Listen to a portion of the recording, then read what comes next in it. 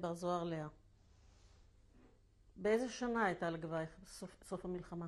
23 למרץ 45. אז הביאו אותנו לכפר הקרוב, והפכו את הכפר לבית חולים. כשאת אומרת הביאו, את מי הביאו? את כולן, את כל מי שנשאר בחיים במחנה הזה, הביאו לכפר הזה. את היית עם עוד מי? כולנו היינו. את היית עם אמא? אמא, ואחותי בת 7, ויוחלה ושנקה, מהמשפחה שלנו. ושם כל בית הפך לחלק מבית החולים, ושם מי שנשאר בחיים חלק לא. חלק לא התגברו על הרצון לאכול, כי אנחנו קיבלנו רק שלוש פעמים ביום, קיבלנו צלחת קטנה, מרק סולת, וזה היה הריפוי שלנו. הם הסבירו לנו, אסור לנו לאכול, אבל לא, מי שלא עמד בזה, מי שירד בלילה ולקח מהמטבח, לא יצא מהמטבח. נשאר. וככה נגמרה המלחמה. אחר כך קרנטין, היינו בבידוד אחרי כמה שבועות. ואחר כך החיים התחילו לזרום. זאת אומרת, מצאנו את עצמנו נוסעים לחפש אנשים. כל אירופה, אגב, הייתה נדידת עמים.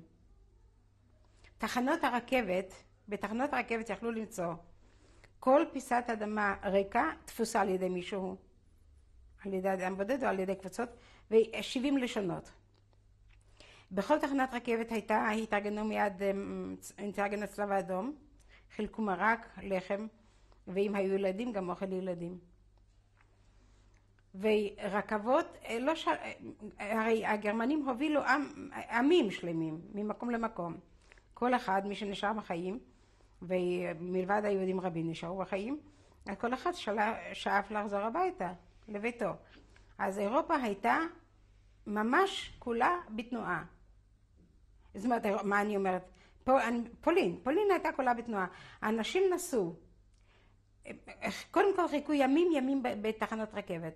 שאלו לאן הרכבת נסעת. האנשים נכנסו לרכבות, אי אפשר בכלל היה להיכנס. יכלו להיכנס דרך החלון, מישהו משך אותך, אז נכנס. על הגגות היה מקום נהדר.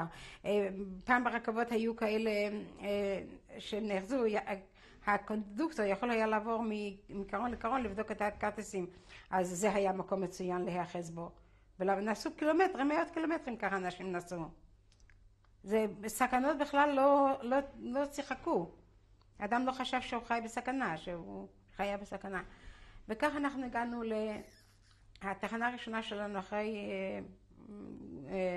דנציג, הייתה ברומברג, ביטגוש, בגרמנית, או בפולנית ביותר נכון. ברומברג בגרמנית. אני לא ידעתי פולנית, ידעתי אבל רוסית. השארתי את המשפחה ברכבת. המשפחה בתוך, אני לא יודעת, אלפי אנשים. והלכתי לחפש מישהו. אז שאלתי את כמה שידי השיגה לשאול, מבחינת שפה, והגעתי בכל עיר נוסדה כבר קהילה יהודית. אמרו לי, והגעתי לבית ששם ישב יהודי אחד, גבר. וחשבתי שזה היהודי היחיד שנשאר בכלל בעולם, הגבר. והשיטה הייתה, כל מי שבא, על הקירות תלו דפי פוליו, וכל אחד מי שבא רשם את עצמו, את משפחתו, את מי הוא מחפש, מי נשאר בפרטים, עליו על משפחתו. אז יכולת לקחו מי עבר כבר כאן.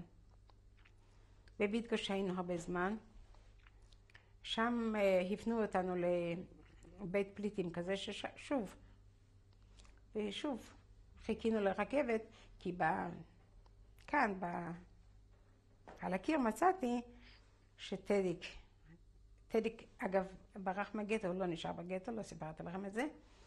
אם תהיה הזדמנות אני אספר לכם, אם תהיה עוד אפשרות. הוא השתחרר 40 ימים אחרי שאותנו הובילו, שהוא היה בביטגוש, והדרך שלו ללודג'. אז כמובן שיש לנו כבר מטרה, לודג'. אז שוב התחילה ויה דולורוזה ללודג'. עד שהגענו ללודג' זה גם כן סיפור בשביל תכנית שלמה כזאת. וכשהגענו ללודג' התברר שטדי חזר לגרמניה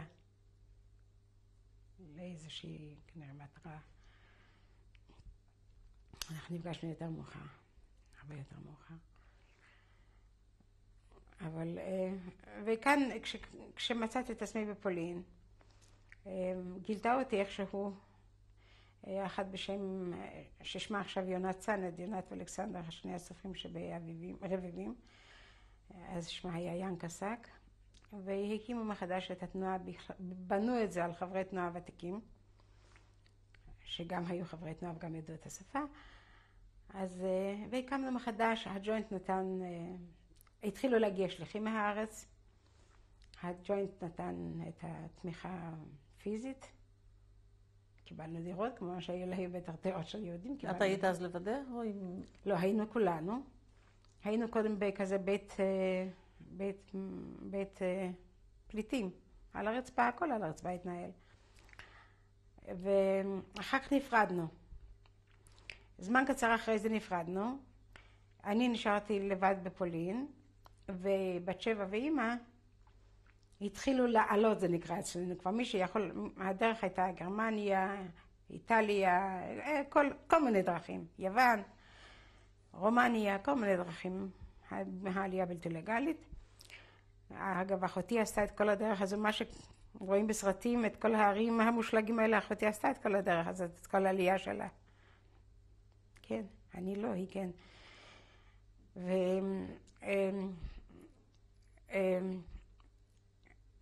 כי אני נשארתי לעבוד בתנועה, היחידה מכל המשפחה שלי, ואחר כך, ואבי, שגם השתחרר, אבל כשנפרדנו אמרנו, אם נשאר בחיים ניפגש איפה? בבית. אז אבי נסע הביתה. אז כשהוא רק הגיע לווילנה, אמרו לו אנשים שפגשו אותנו, שאנחנו בחיים, מי מאיתנו בחיים זאת אומרת, והוא כבר, בתחנה, הוא כבר חיפש דרך לחזור לפולין, לצאת לפולין. עכשיו, פולין הייתה אז כמובן סובייטית. אני לא יכולתי להיות בפולין בתור ליטאית, כי צריכתי לחזור לליטא. אבי יכול היה לצאת מפולין, מווילנה, כי הוא היה יליד וילנה. אבל זה גם לקח לו כמה חודשים עד שהוא הגיע. וזו גם אפופיה, איך אבא הגיע, איך מצאתי אותו, זה סיפור. איך מצאת? היו שלבים שידעתי שהוא מגיע. אני כל יום הלכתי בלודג' היה, כי בוורשה עוד לא הייתי עד אז. אחר כך התחלתי לנסוע גם לוורשה, גם לא הרבה פעמים נסעתי, הייתי אולי 3-4 פעמים בסך הכל. מטעם התנועה. אבל הייתי בעיקר בלודג', הקמנו קיבוצים, בלודג', בבנדים, בכל שלזיה העליונה. העליונה נדמה לי קוראים לזה. בנדינג, סוסנוויץ, קטוביץ, עליונה נדמה לי. אבל כל יום הלכנו לקהילה, זה היה מקור המידע הטוב ביותר. שם פגשת אנשים שפגשו את זה, אחד פגש את השני, שם זה היה מקור המידע. זה היה הרדיו, הטלפון, הטלוויזיה, הכל היה הקהילה. ושם נודע לי שאבא כבר סידר דברים שהוא עומד לבוא, ויגיע ביום מסוים. גם הלכנו הרבה פעמים לרכבת, אולי אבא הגיע. ויום אחד ידענו שהוא בא, שעומד לבוא. חבר שלי משבלי, הלך איתי לרכבת. פחד שנלך לבד. הכל היו מרחקים. גם הרבה נסענו בטראם, ברכבת חשמלית בפנים העיר, עיר גדולה. ומצאתי את אבא, אני זוכרת, הוא לבש זוג מכנסיים. והוא לבש על החלק העליון של גופו, משהו בלי שרוולים. אני לא יכולה לשכוח את זה, היה לגמרי בלי בגדים. רק מכנסיים, תחתית מכנסיים, וידיים ערומות. ככה הבאתי אותו לקיבוץ כמובן, והוא השתקם גם כן. ואז בעלי אגב, שהכרתי שם והתקשרנו, אותו שלחו לעבוד בבריכה, הוא עבד בשטטין. הוא היה בין הראשונים שעבדו בבריכה. את יודעת מה זה הבריכה? לא, זה המוסד אשר התחיל להבריח אנשים לגבולות, לעלייה. קראו למוסד הזה הבריכה. הוא עבד בשטטין, זה היה יום נסיעה ממני. אז התחלנו לדאוג שאבא יגיע, גם שיתחיל לעלות, נקרא לזה כך. והוא הגיע לאמי ואחותי לגרמניה, ואז הם התאחדו. אחותי אבל הייתה בקיבוץ, וההורים שלי היו להם נתנו חדר לחוד.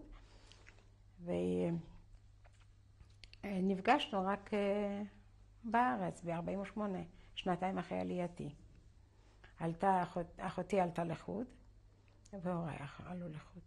באיזה שנה את עלית לישראל? אני 46. ביוני 46 אני עליתי בעלייה ד'. עליתי על שם שאול, כי הייתי כבר בהיריון, ועקב זה שעבדתי גם שעה, הקמנו את התנועה, אז בכל זאת קיבלתי איזושהי תודה מהתנועה, כן? והעלו לי בצורה כזאת. נסעתי בעלייה הלגלית הראשונה שיצאה מפולין. גם דחיסות נוראה ברכבת, ומאוד קשה היה. היו איתי גם מסמכים מאוד חשובים שהבאתי איתי. היה לי למשל היומן של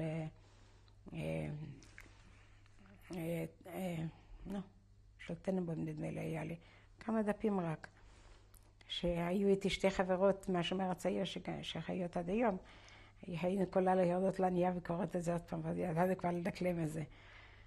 והבאתי איתי הרצאה, הייתי אחראית ל3 ילדים, ולאמא של חבקה פולמן, שכל המשפחה היו פעילים במרד בגטו ורשה. היא אגב חבקה בלוחמי גטאות, והיא שנים קראה את האזכור בעצרות. אגב, השבוע נפטר בעלה, סיפרה לביתי, לא צלצלתי אליה. והגעתי לארץ ב-21 ליוני. מישהו עזר לך להשתקם בארץ? לי הייתה דרך סלולה. הדרך שלי הייתה לקיבוץ, אבל לא לקיבוץ שהלכתי אליו. אני הצטרכתי ללכת לאפיקים או לכפר בלום, לאחד הקיבוצים שהתנועה שלנו יצרה שם אוטונומיה. עין גב. אבל הלכתי ליגור, כי באתי 8 ימים לפני השבת השחורה. ואני אגב חייתי 2 שבועות בקומונה בתל אביב, בקומונה של הקיבוץ המאוחד, יחד עם ציוויה. וציוויה אמרה לי, ציוויה לובטקין, והיא אמרה לי, חביבה, אנחנו שתינו הולכות ליגור, עכשיו יגור הרוסה, אחרי שהרסו אותה, הרי חרשו את יגור בחיפוש לנשק. אז עכשיו יגור היא הסיסמה. וכך עשינו, הלכנו ליגור, זה הייתה אגב, לידעתי שטות חיי. אבל זאת מה שעשיתי. אבל זכיתי משהו שחייתי 10 חודשים עם ציוויה, שזו גם הייתה זכות מסוימת. כי תהליך הזה היה אחד התענוגות. יש לי גם מכתב מאוד מעניין מיצחק שכותב לנו, כששני הבעלים יגיעו ארצה, שלא יהיו, הוא כותב את המילים האלה ביידיש, פמיליה סצנס, סצנה של איחוד משפחות. בחור מאוד חכם היה. אבל אני רוצה משהו להוסיף על אחותי, אני מוכרחה, אני לא רוצה לדלג על זה באמת. וזה אולי פרט מאוד קודם. כיוון שאני מזכירת בת 7, והיא מאוד יקרה לי כמובן, היחידה שנשארה לי מהחי. לנועזות שלה ולאי פחד להסתכן, אני חושבת לא היה גבול. כשהגענו למחנה האחרון לפראוס, וזה היה כפי שציינתי כבר, המחנה הכי נורא, איכשהו נודע לה שמחוץ למחנה יש מרתף של סלק לבן, לבהמות. איך זה נודע לה אני לא יודעת, אבל נודע לה. היא היחידה מכולנו, מ4תנו, מ5תנו. הגיעה למקום הזה, זה היה חפירה בתוך אדמה, מחוסה, כמו מכסים את זה בקש באדמה. היא הגיעה לשם, והיא הוציאה משם סלק ועברה עם זה דרך השער. היא לא עשתה את זה כל יום, אבל היא עשתה את זה הרבה פעמים. נוסף לנועזות שלה בקשר לזרקה, מה שסיפרתי, לזרקת הלחם. היא הייתה מעיזה דברים שאף אחד מאיתנו לא העז. והיא גילתה תושייה, היא הייתה מגלה תושייה, כמו אדם מבוגר. היא הייתה בסך הכל ילדה, אמנם הילדים במצבים שלנו בגרו בן לילה. ילד בשנתיים ידע שכשהוריו יוצאים לעבודה הוא לא צריך לפתוח תריס ולא לענות לדפיקה לדלת ולא לדבר ולא לצחוק ולא לבכות. זה ידע כבר ילד בשנתיים. הילדים בגרו בן לילה. אבל היא גילתה, והיא אגב, עד היום היא כזאת, היא אגב, לשבחה ייאמר, באמת ולמזלנה טוב, היא ניסה לבן שבלי גם, לאח של חבר שלי מהכיתה, ששמו היה יעקב פרלגה ועכשיו פורט, והוא אדם מקסים, אין הרבה כאלה בכלל, אני חושבת, והחיים שלהם זורמים, זה אחד הזורמים באפיק נהדר, ואני חושבת שזה אחד התודות שלי לגורל. והקימה משפחה, בן או בת ונכדים נהדרים, כל המשפחה נהדרת. באמת, אם כבר הזכרת את זה, אז אני כבר רוצה להזכיר גם את המשפחה שלה. אומנם לא הזכרת עדיין את הבנות שלי ואת הנכדים שלי, אבל המשפחה שלה, הבן זה ספי והבת לילי, והנכדים, עוד מעט, אני חושב שאני, יעל, אוי, בחיי, אני מתביישת. מיכל הכי קטנה, יעל, דני. אני מתביישת להגיד שאני טרח לי מראש שני נכדים שלה, ילד וילדה. נו, והבנות שלי אני כבר גם אמרת את שמותיהן? לא. לא, אני רוצה לפני זה לשאול אותך... אני אספיק אבל להגיד אני רוצה להגיד את גילה שמותיהם, את גילם. כשהגעת לארץ, התיישבתם ביגור? כן. ובעלך הגיע ארצה כמה זמן אחרייך? הוא מצא בת 6 חודשים. כמה ילדים נולדו לך? 5 חודשים. כמה ילדים נולדו לך? נולדו לי 3 בנות. ההבדל בין השתיים הוא רק 23 חודשים. דרורה ופנינה. אחר כך, אחרי הפרש של 9 שנים, נולדה לי הבת הקטנה סימלה.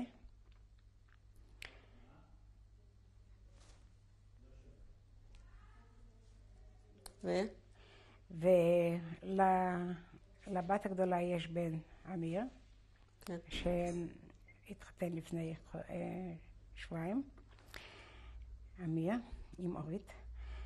ויש לה עוד בן מאומץ, יואב, קטן, ב3 שנים. לבת הבינונית פנינה יש בן אחד דניאל, היא התגרשה, זה הבן היחיד שלה. הבת הקטנה סימלה נשואה לירוחם, בחור מקסים, כל המשפחה שלו נהדרת. הוא נושא שם של דודו שנהרג בתאונת עבודה בקיבוץ שהוא היה שם במסילות. והוריו זה שולה וליאון. משפחה מאוד גדולה, ירושלמית עתיקה, והאב בולגרי. לה יש 3 ילדים, יעל הגדולה, נדב בת 16, נדב קטן ב2, ויעל הקטנה בת 8. כולם בא לפתח פלס אותם, נהדרים. יש משהו בעברך שהשפיע עלייך בגידול ילדייך? אני לא יודעת אם יש משהו שהשפיע. אני ניסיתי, לא יודעת אם בהצלחה או לא, קודם כל להרדיר, נדמה לי שכן הצלחתי במידה מסוימת, להרדיר ערכים, כי ראיתי שהערכים שאני הענקתי בילדותי ונערותי, ממש עזרו לי להישאר בחיים. אני חושבת שהרבה מאוד דברים ששאפתי אותם מחיי התנועה, מהבית, הבית נתן לי הרבה מאוד, היה לי. אבל בית כזה חביב, כזה פשוט, טוב, לא משופע בכספים, אבל טוב, בית טוב, אמא כזאת נהדרת ואבא טוב. אנחנו הילדים היינו בינינו, רבנו, הרבצנו, אני נתתי, קיבלתי, אבל בית טוב. אין מה לדבר, לא שקיבלנו כל יום מכות, אבל כשהתרגזנו, גם זה הלך. אז את זה ניסית לחדר לילדים?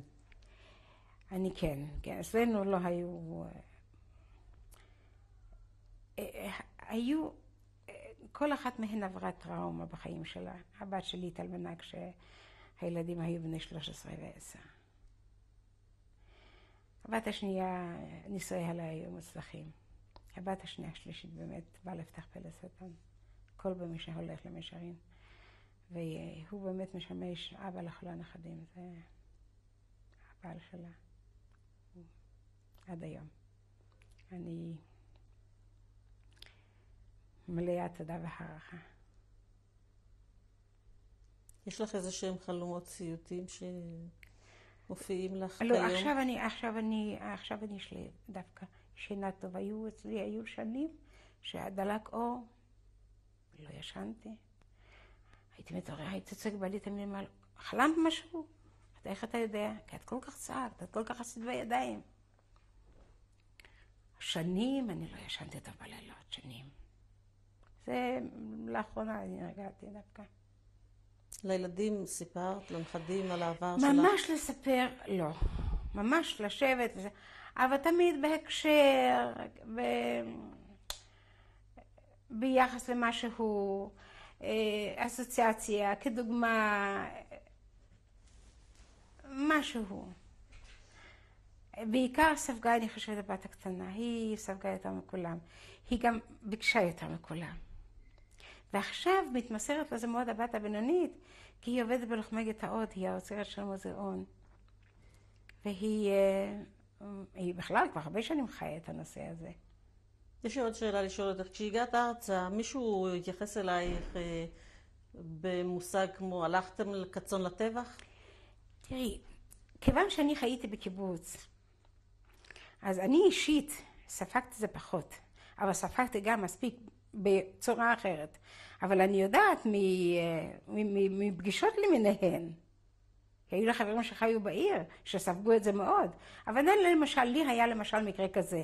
היה בחור אחד, אולי ישנו עד, אני לא יודעת, בוקי בקיבוץ. ישבנו פעם ואכלנו,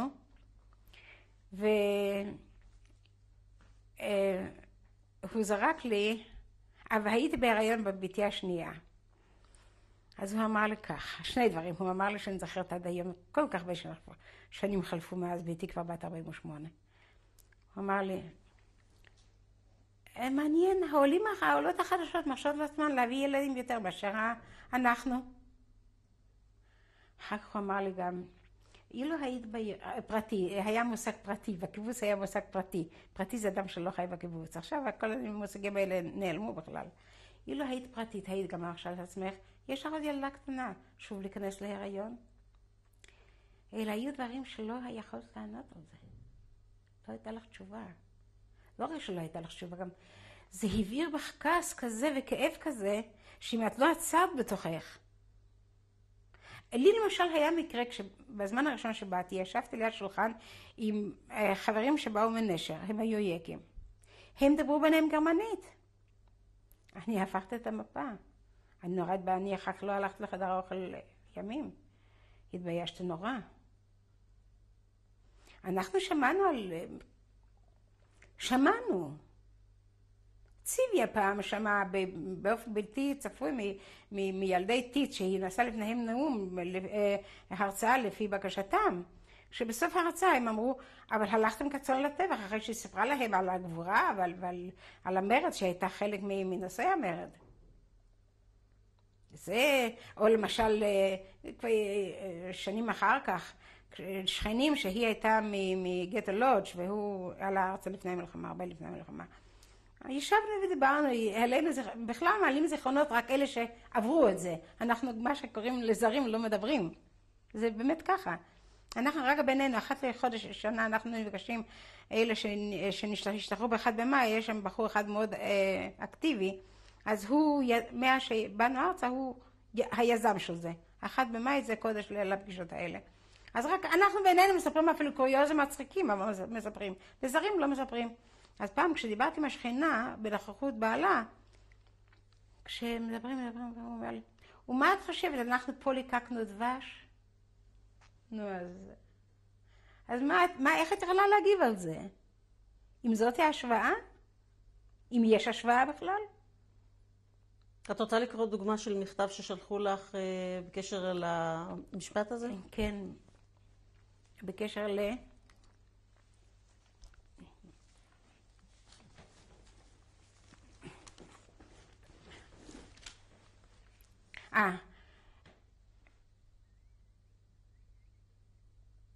את המכתב של דודיק? כן, את הקטע. רגע אחד. את ההתחלה לא. איפה שמתי את זה? שנייה. סימנתי הרי. סימנתי על הניילון, אני חושבת. אוי. יש לי, אני חושבת.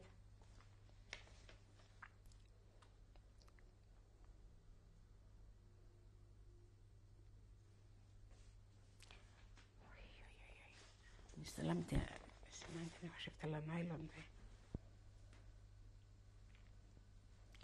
אני קוראת פה קטע ממכתב מחבר ששמו דוד פור, נמצא בארץ בנצר סרני, אז היה דוד פורמן, שכתב לי בשעה שנודע לו שאני בחיים. והוא כותב בין היתר. וברגעים קשים מנשוא, קצת זה מחנה ריכוז, בזמן שהתייאשתי מחיי, ברגעים שהמוות היה ילד שעשועי, את כל מהותי, את כל מרצי שהיו בי, ריכזתי במטרה אחת, למות. נמאסו עליי החיים השפלים, הנבזים, חיי עבד יהודי, ולא רציתי להיכנע, לא רציתי להיהפך לקצתניק, לאיש קצת. כן רציתי, כמו שאומרים הריבלם, להישאר בחיים, אבל לצאת לחופש כגנב, כשפל, לא ולא. ותכף, ביום הראשון, נדרתי לעצמי, מוטב למות מאשר לחיות כנבזה. וברור לך שדרך היושר תמיד קשה, ובקצת היא אי אפשרית. לכן המוות היה כאקסיומה בעיניי, ואינני יודע באיזה אופן עלה בידי לא להיכנע ולנצח. תודה. יש לך איזה מסר לדורות הבאים?